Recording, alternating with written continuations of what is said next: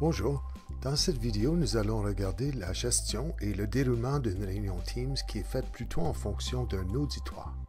Ceci pourrait être une présentation pour un groupe externe, un panel de discussion ou un événement public tel qu'une cérémonie de reconnaissance en fin d'année ou une cérémonie de graduation. Nous allons regarder les différents rôles dans l'équipe d'animation de la réunion ainsi que quelques astuces pour assurer le bon déroulement. Ce type de réunion pourrait se faire comme un événement en direct de Teams, qui est un peu moins convivial et pas aussi interactif, mais je veux vous montrer que ça peut être fait avec une réunion Teams ordinaire que nous connaissons déjà. Comme toute réunion Teams, nous pouvons désigner des présentateurs qui peuvent non seulement parler et partager leurs écrans, mais désactiver les microphones des autres et même supprimer des participants de la réunion. Donc il faut donner ce rôle avec soin. La différence dans cet exemple, c'est que je joue le rôle de régisseur. Il est toujours possible pour n'importe quel participant dans une réunion de décider ce qu'il ou elle voit. Tout ce que je fais dans cet exemple, c'est de partager mon écran pour déterminer ce que l'auditoire va voir. Si par exemple je veux voir cette personne en plein écran, je n'ai qu'à cliquer à côté de son nom et choisir de l'épingler. Et si je partage mon écran, tous les autres participants verront ce que je vois.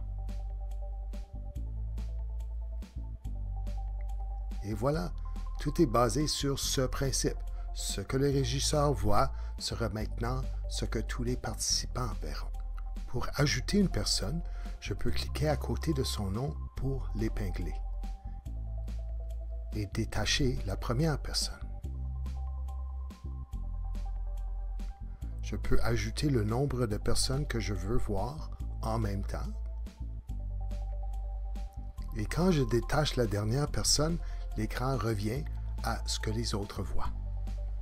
Si je veux retrouver une personne qui n'apparaît pas au bas de l'écran, je peux demander aux autres de fermer leur caméra. Je peux faire cette communication sur un deuxième écran où j'ai ouvert une conversation Skype avec les membres de l'équipe d'animation. Et j'ai aussi ouvert le clavardage de la réunion dans un furteur pour pouvoir suivre cette conversation. Ce serait fortement recommandé que la personne qui joue le rôle de réalisateur ait un deuxième écran ou un deuxième appareil, puisque son écran principal est toujours en train d'être partagé. Lorsqu'une autre personne partage son écran, cela arrête mon partage comme réalisateur, comme nous voyons ici. Donc à la fin de la présentation de l'autre, je dois me rappeler de partager mon écran à nouveau. Finalement, quelques suggestions et recommandations.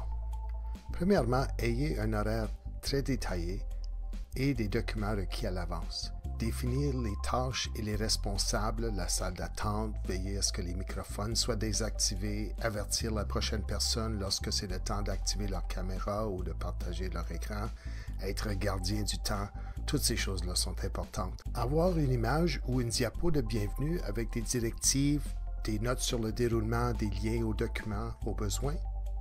À moins d'être obligé de partager des contenus d'un ordi, tout le monde peut présenter à partir de n'importe quel appareil.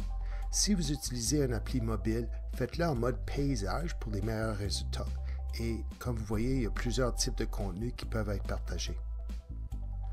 Des présentateurs externes peuvent utiliser Chrome ou Edge, la version Chromium, pour partager leur bureau. Ils n'ont pas besoin d'installer Teams.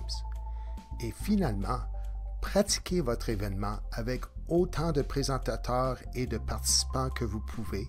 Et en faisant cela, construisez une liste de vérification que vous pourrez utiliser le jour de l'événement.